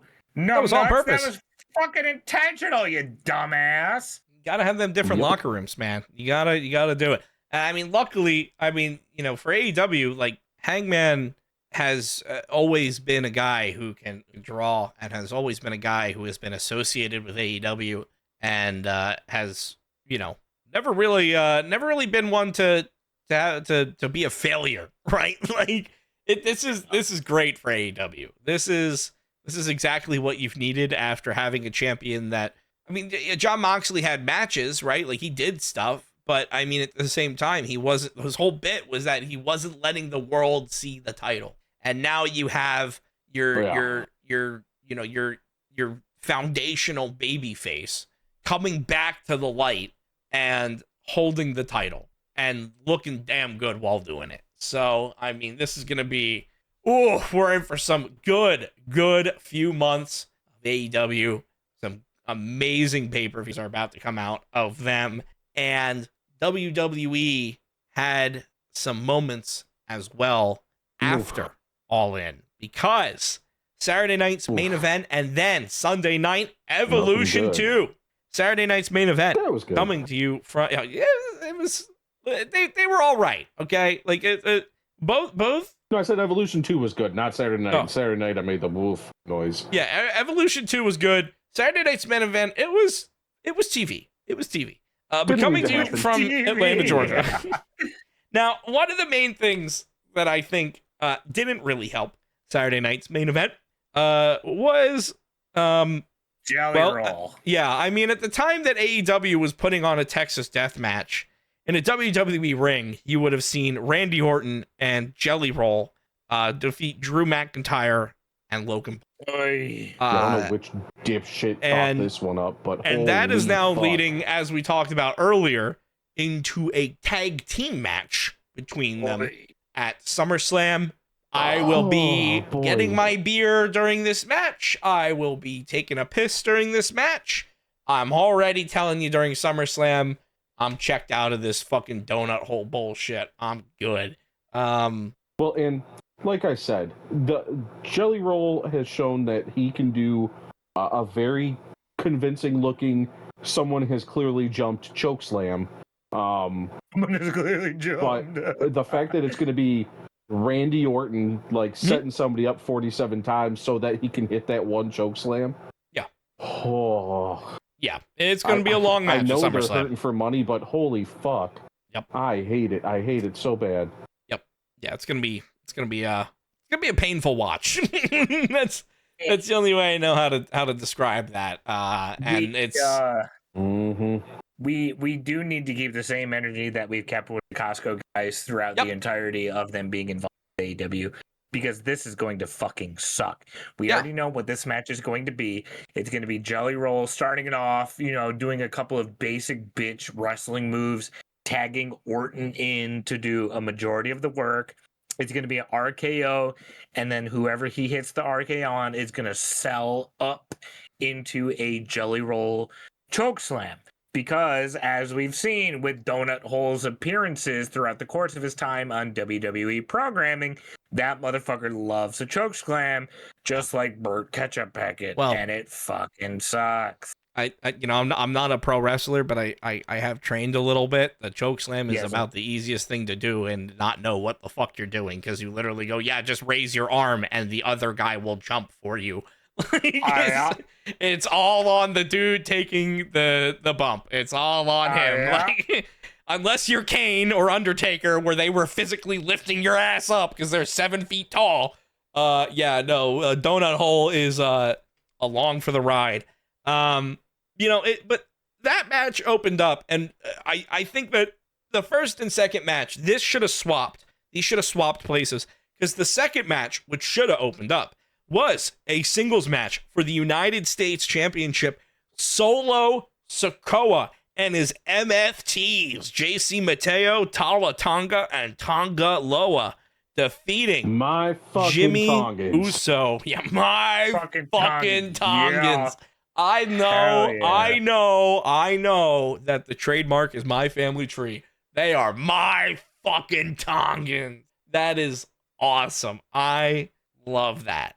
And to me, this is what they've needed, because they're not the Bloodline anymore, right? Like, now they're their own thing. And it should stay that way. And it really should stay that way. Yeah. Because now, technically, if they were to be a part of the Bloodline still, this would be year 5 of that story. Year 5, halfway into year 6 of that Bloodline story. Let's get a new thing going here. The only thing that this match done for me was realizing, man, as much as we goofed on Tala Tonga, at the end of the day, that's some bitch tall. That is one. Hikuleo is one big ass dude. He is definitely a Tala Tonga. Yeah, that name call him the fits. tallest Tonga. That's a bit on the nose. I'm okay with this. I've had to come to terms with this match, of course. I just hope Jacob Fatu goes on to the main event scene now. Mm-hmm. And sure, as long as he's not feuding with another Samoan, I don't mind Solo being at the top of the mid-card division, just as long as he's feuding with other people that aren't Samoan related. Well, if I may, the next match here, kind of segues into it here, because the next match on the card was LA Knight going up against Seth Rollins. The reason why... Don't do it. It never happened. It never happened. It's okay. Everything's fine. It never happened. The reason why I'm saying another Samoan is a good transition is because allegedly, this is coming from Wrestling Observer Radio, Roman Reigns was supposed to make his return during this match, and was supposed to, Seth Rollins was supposed to win, and Roman Reigns was supposed to come out afterwards, and this was supposed to set up Seth Rollins versus Roman Reigns at SummerSlam. So Roman Reigns was, that much was confirmed, that he was in the back. He was at Saturday night's main event. And Atlanta, Georgia is one of those places that Roman Reigns has called his backyard a few times. History. So much loved. Yeah. So it would make that return would make sense to happen at main event, and this whole card kind of felt like it was lacking something big. Obviously, the big headline now is Seth Rollins is injured, but was the headline supposed to be the Tribal Chief making his return? If that is the case, I feel like your next place for Roman Reigns is right back in front of his family. You just start the bloodline up again. Or maybe you just keep Roman Reigns at home. Maybe you just keep Roman Reigns at home. Bingo. I don't know if he wants to stay at home. Okay with that. He's got to get ready for the Street Fighter movie to go hang out with Cody some more. Well, I think he was coming back to do work for the Street Fighter movie. Because that's coming out soon. It was like they've already recorded that, so I think it's coming out soon. I thought they haven't even filmed it yet. Oh, I don't know. I thought they already did. Yeah, I thought it wasn't filmed yet either. Yeah. Oh, well, I don't know. But, if whether or not Roman Reigns was supposed to come back, the unfortunate truth coming out of Saturday night's main event is that Seth Rollins is fucking Hoyt. And I believe we're going to figure out tonight on Raw. They haven't really given any updates yet. But people were kind of going back, and it was the same exact spot that he tore his meniscus on last year. So there is a very good opportunity that he just retore his fucking meniscus, which, I mean, if that's the case, last time he worked, right? He was in WrestleMania with fucking knee braces on and shit. So is he going to be out for a while? Or he has no reason to do anything right now. That's what I was going to say. It was like last time he worked, but it was also WrestleMania. So like I think right now no reason to do anything except the Money in the Bank briefcase. Well, he's got time though. You've got plenty of time. Yeah. And I feel like probably the pivot here would be, Seth Rollins is with Braun Breaker and Bronson Reed, and Braun Breaker literally has the future on his singlet. Maybe you just throw the title on him and Seth Rollins comes back and tries to cash in. Braun Breaker and Bronson Reed foil the cash in. Maybe.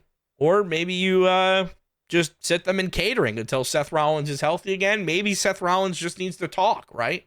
Maybe you have him go out there every week on fucking crutches or whatever. And yeah, I mean, who knows? Seth Rollins is definitely an integral part of the men's division in WWE. So him getting hurt a second time, the same way in basically a year, yeah, not great. But I mean, here's an opportunity. Knee, I think.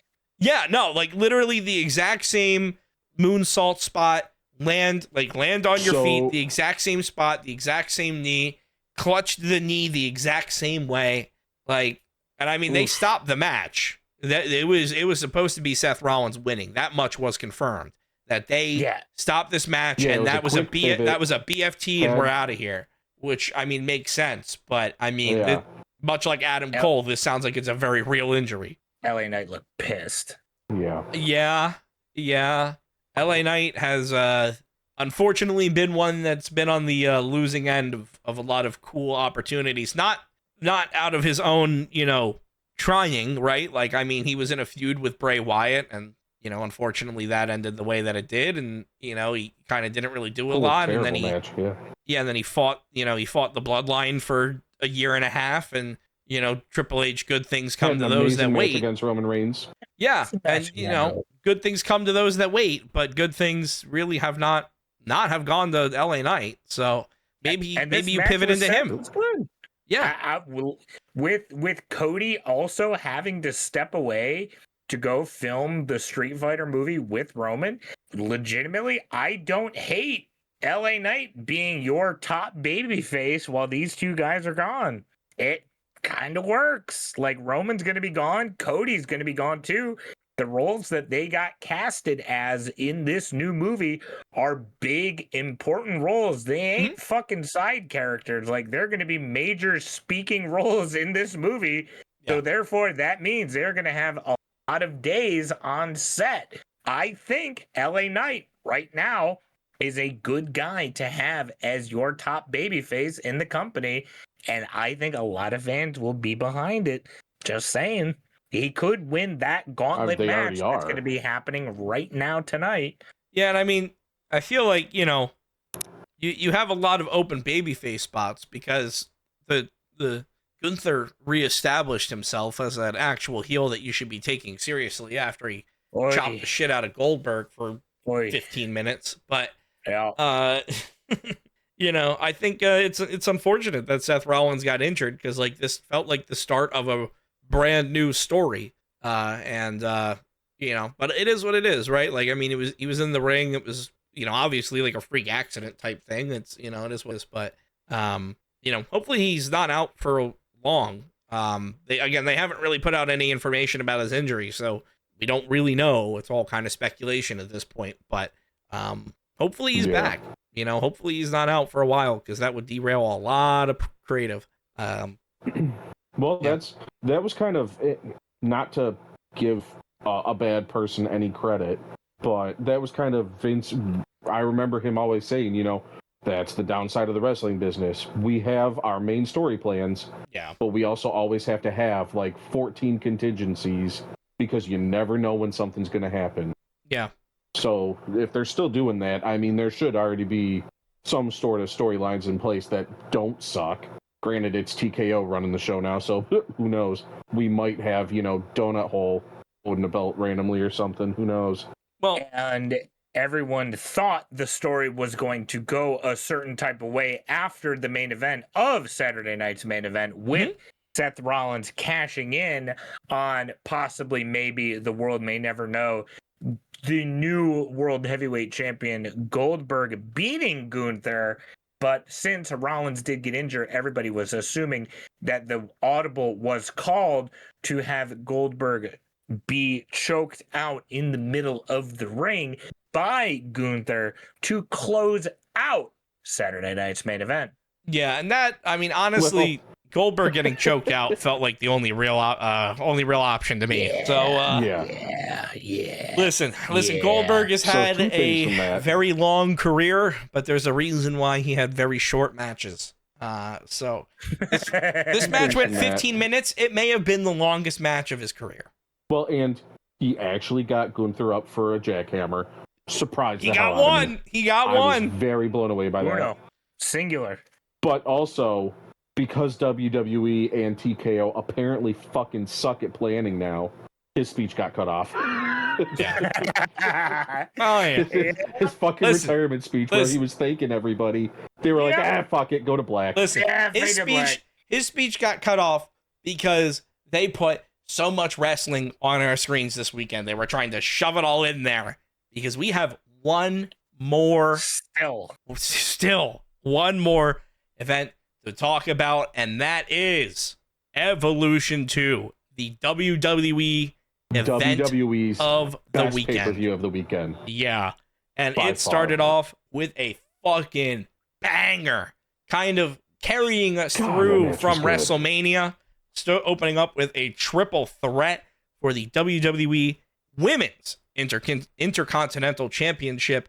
Your reigning, defending Women's Intercontinental Champion Becky Lynch defeating Bayley and Lyra Valkyria. Not how I saw this one going.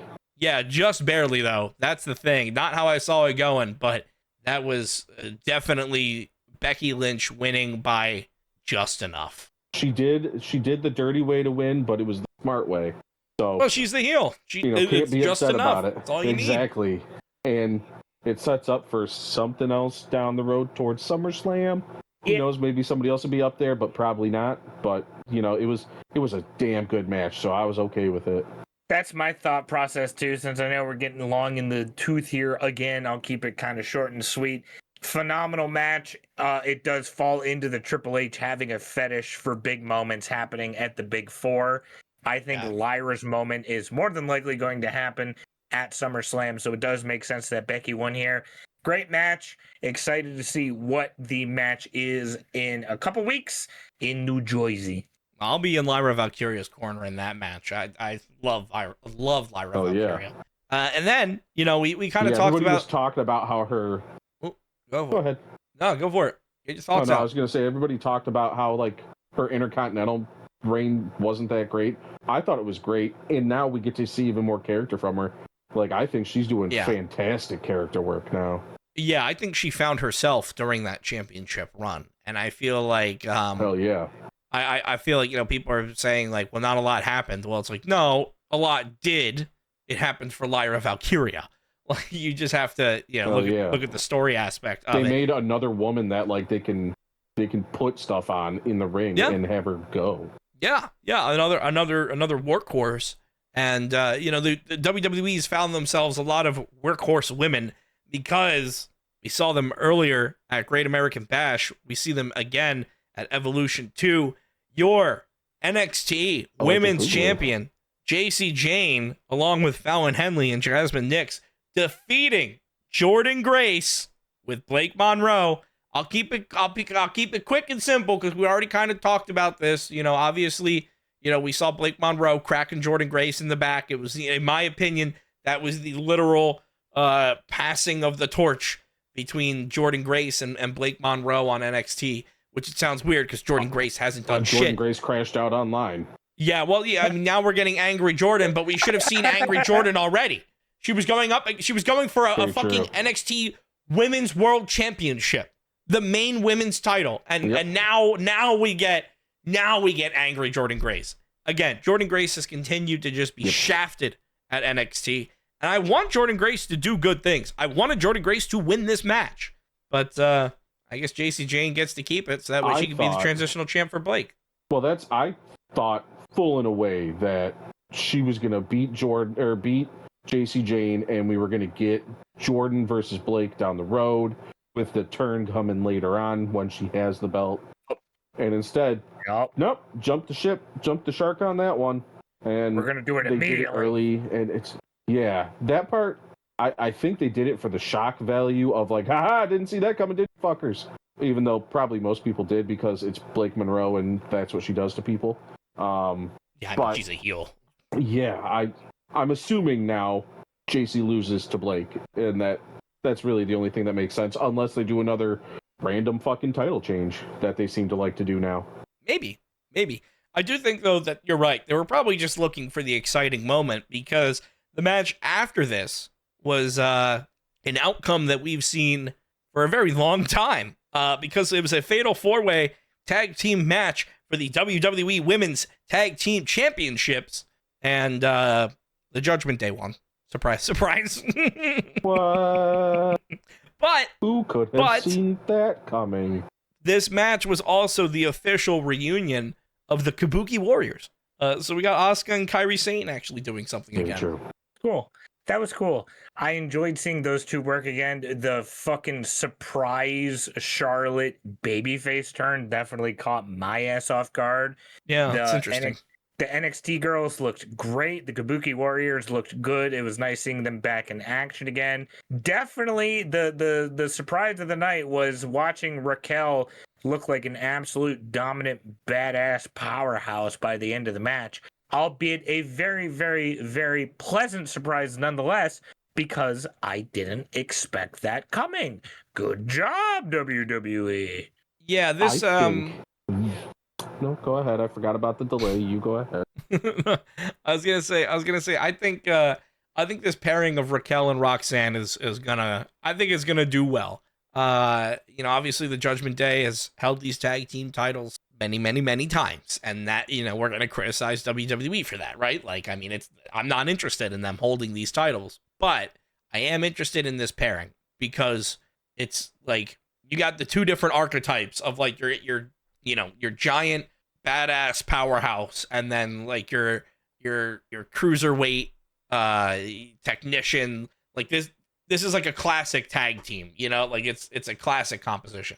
Well, and she just seems to adopt small girls everywhere she goes, so that seems to work out well for her. Well, yeah, I mean, she's because she's big mommy cool. Very true.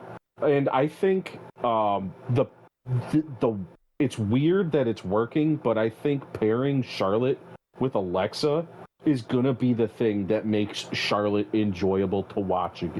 Because just them walking down to the ring, like Charlotte putting her arm out, Alexa walking through, throwing the doll at her and taking it back, and you can see both of them just trying to not laugh. Like, it was just a little moment, made you chuckle. And then in the ring, like when she pulled her out of the way, and they were both kind of shocked, like, did I do that? And she's like, did you fucking do that? It was good. And it was one of those moments where people were like, do I like Charlotte Flair again? I think I do. And like to the point where the crowd started chanting for her. It was wild because that hasn't happened in years. Yeah. Yeah, it's been probably since Black and Gold. It's been a while. Yeah. But good tag match. I loved it. Yeah. And getting it made everybody look good. Yeah. Yeah, absolutely. Absolutely. It made everybody look good, and Charlotte Flair has needed an opportunity to look good recently because she got massively outshined by Tiffany Stratton, and Tiffany Stratton found herself in a singles match defending her women's championship against Trish Stratus. Trish making her return on just 2 weeks of build. That's how much WWE cares, I guess. Son of a bitch, boys. Stinker of the night. That ain't saying much, but that's what I was. yeah. It's still probably some of Trish's best work, and Yeah. Tiffany didn't look terrible in it either. Like, both of them actually performed pretty well for it being just kind of a nothing burger match. Like, Trish was taking bumps she didn't have to take because she's in her 50s. It was her retirement match, but I mean, shit. It's all of a sudden you're like, wow, I didn't know you could do that stuff. And Tiffany decided to take a page out of Roderick Strong's book. So that was cool, you know? And it was just one of those, I got done watching it, and I was like, huh, interesting. Yeah. Didn't expect to, have anything out of that match. I feel like this just should have been like at WrestleMania, though. Like just because of the name, the magnitude of Trish Stratus coming back. This is the match that everyone's wanted for Tiffany Stratton. Sense. And instead they do Charlotte Flair. So, listen, the match happened. Yeah. It was good. It was entertaining. I don't think I really don't think any match on this card was a true stinker. But, no. If every match is great, one of them isn't as great as the others. But I like this match. I thought it was good. However, my match of the night, one that I was extremely entertained by, was a no-holds-barred match with Bianca Belair as the special guest referee, Jade Cargill and Naomi duking it out. And it would turn out to be a massive night for Naomi. But this match was absolutely the start of it. I loved the special effects during this match. I'm going to assume that the monitor blowing up at ringside was a special effect. But I fucking loved it. I loved everything about this match. I loved how crazy it was. I loved that it was just like, we were just like, oh, we're getting Jade Cargill and Naomi now? Oh, we're doing this. Oh, yeah, Bianca Belair is okay, this is happening. Right, like this is the culmination of their feud. Okay, I guess, Naomi, obviously, we know now went on to bigger and better things, but even then, you're like, well, I guess if we're getting this match, you know where she's going. It was just so fun to watch. It was like, honestly, especially with all of the craziness of All In and all of the, like, to an extent, uncomfortable violence. This one felt like, oh yeah, this is WWE's form of hardcore, right? Yeah, and it's like okay, yeah, I can watch this. Yeah. My bar for this one was in the gutter, and I was pleasantly surprised with it. I think these women put out, and I think this was a perfect thing to keep you off guard for what happened later throughout the evening. Mm-hmm. And I'm very, very, very, very excited to eat my words about what I said last week. To your point, this match made me completely forget about the Money in the Bank briefcase completely. Like she got done, and when I saw her nose, I was like, well, she's fucking done for the night. Jesus. And oh yeah, ate my words on that one. Yeah, Naomi, it's gonna take more than that to keep Naomi down. She's unhinged. I saw a tweet that Naomi put out. It was a couple of days before Evolution. She was like, if anybody needs to find me after Evolution, I'll be in the parking lot selling bootleg Naomi shirts out of the trunk of my car. Hell yeah, dude. And it's like you see shit like that, and you're like, I fucking love this. Yes, please. Uh-huh. But yeah, Naomi, we'll talk about it, but she went on to have a pretty damn good end to her night. A decent night, you'd say. Yeah, but before we get to that, we had a 20-woman Evolution Battle Royal for a World Championship match at Clash in Paris. It was a really ooh la la indeed, because Stephanie Vacour came out on top, as she rightfully should, and she gets to go on to a World Championship match. They don't specify which one. But one of them. Yeah, she can go after whichever one she wants. This was the match that I watched the least. I very much enjoyed Lash Fair. Legends showing. Yes. I'm very glad they got NXT women involved and not Legends. It was very exciting, very good. Excited to see what Vicaire is bringing to Paris. Most of the NXT women got taken out by Nia Jax. But the final three of the match was Nia Jax, who won the first Evolution Women's Battle Royal. So she was there in the final three, and we had Lash Legend and Stephanie Vicaire. I wanted Lash Legend to win this once it kind of got down to, who you can see who's left, and you're like, great. Oh shit, oh my god. But yeah, a real good showing overall, and I mean, again, just another good match on this pay-per-view with absolutely no build. It just was here, and it's like, cool, great, love it. And I guess we get a world championship match. We're like, all right. Yeah.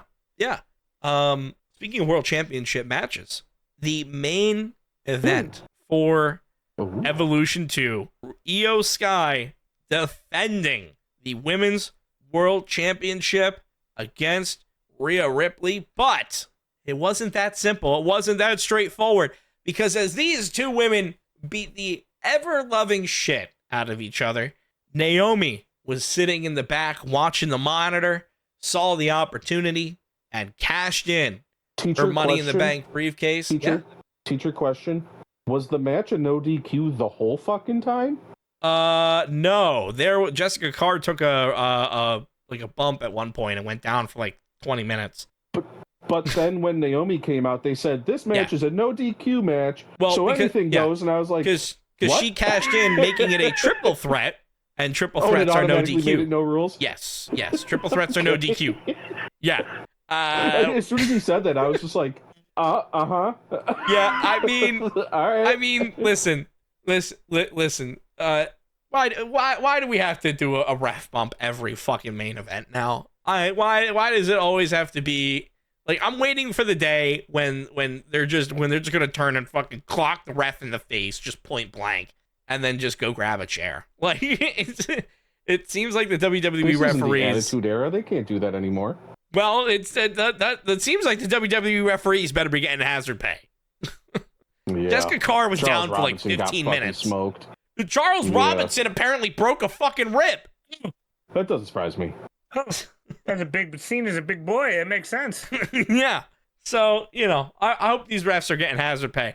But it turned it into a triple threat match.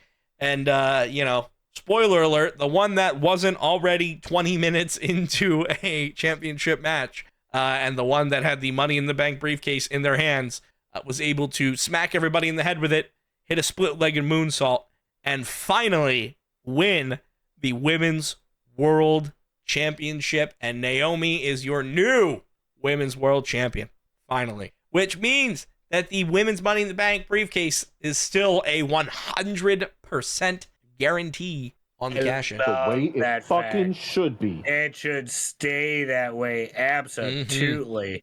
I was extremely caught off guard by this outcome in the bestest way possible. I think that is the utmost perfect thing to happen to the Women's Money in the Bank, because I think everybody and their mother was expecting Naomi to go after Tiffany and Jade in that whole ordeal. So I think it is a great thing to swerve everybody to have Naomi involved with the world title with Io and Rhea. I love it.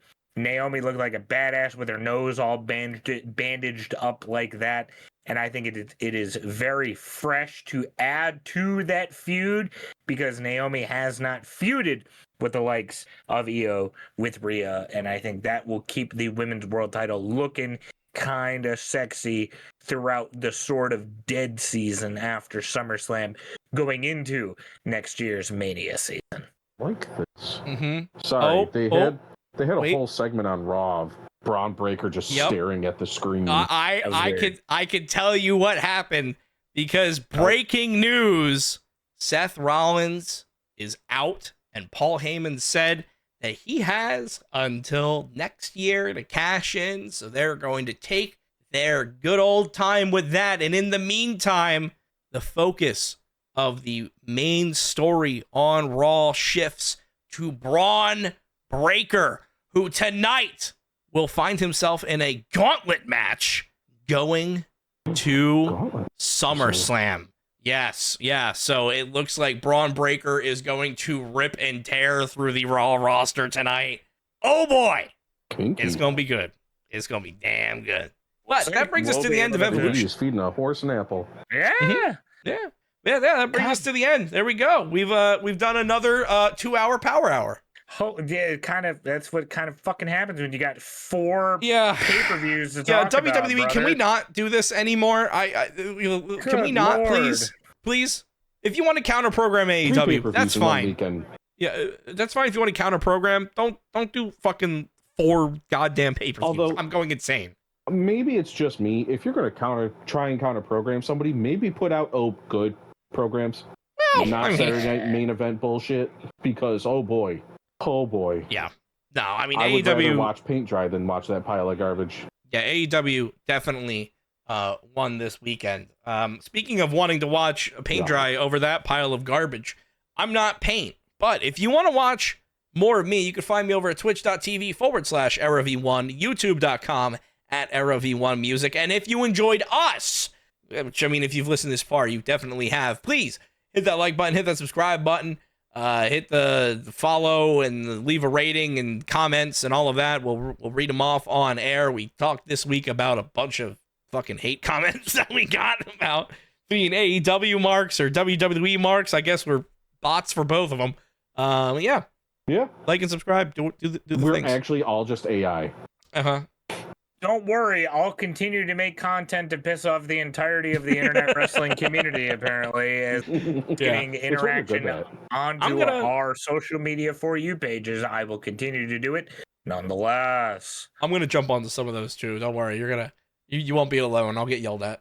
Thank you. It's fine. I Well, like watching Jackal make everybody angry. that's fine. I don't even like the one that I made about fucking the ticket sales of everything. I didn't even respond to any of those comments, and there's like almost 200 comments on the one fucking TikTok, guys. Good Lord, brother. If people don't want to watch your rage bait and they want to watch your actual content, where do they find you? Twitch.tv/JackalJoker or YouTube.com/JackalJoker. Ooh. Oh, my throat hurts. My throat hurts after all that talking this week. It's a lot. That's a lot. I'm going to kind of carefully just sort of lie who down else's throat here. hurts? Who's- Mr. Iguana's iguana. He got Cobra'd. After it got Cobra'd. Yeah, rest in peace. R.I.P. He got fucking stink faced, I think, or whatever. Well, yeah, he got stink faced, and then his iguana died. Or his iguana got cobra'd by Santino, and it made kids cry. Oh no! Yeah. Well, the iguana's dead. Here, I'll lie down. If you could just pour some water into my mouth and make my throat feel a little bit better, that would be mucho appreciado, actually. I'm just gonna put this rag over your mouth too, though, while I do. All right, I think he's passed out. I'm getting the pin. Mike, count it. All right, 1, before he gains 2, consciousness. 3. There it is. Oh boy. Yeah, you waterboarded the shit out of him. We should probably go. That is a crime, I believe. It's fine. Don't tell anyone. No, I won't tell anybody.